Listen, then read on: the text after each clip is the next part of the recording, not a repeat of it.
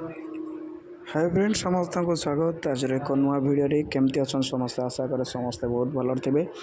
आपण मानक स्वागत करुँ मो चैनल को जो मैंने ये चैनल को एवं पर्यंत सब्सक्राइब करना सब्सक्राइब करने सहित बेल आइकन को प्रेस कर ऑल नोटिफिकेशन ऑन करूँ कारण मुझे जेकोसी वीडियो अपलोड करी आपण मैंने सर्वप्रथम देखिपारे आ कहीं सब्सक्राइब करेंगे से कथा भी मुझे जनाऊँगी।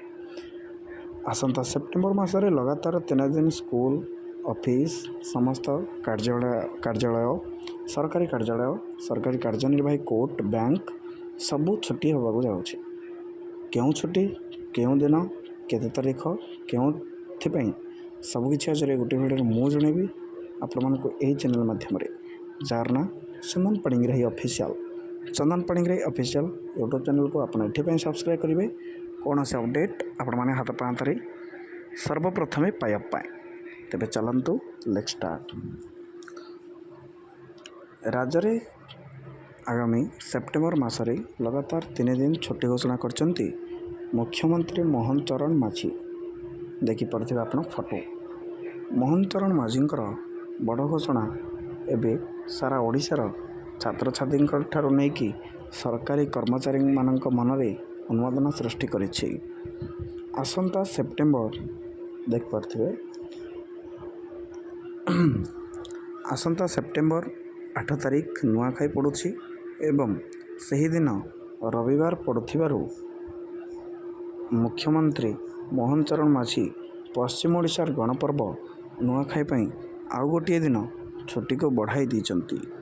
अर्थात एबे सरकार घोषणा अनुसार आसंता 8 तारीख रविवार जेहेतु नुआखाई पड़ुछि छुट्टी रहिबा संगे संगे सोमवार अर्थात 9 तारीख मध्य पश्चिम ओडिशार गणपर्व नुआखाई पई छुट्टी रहिबो।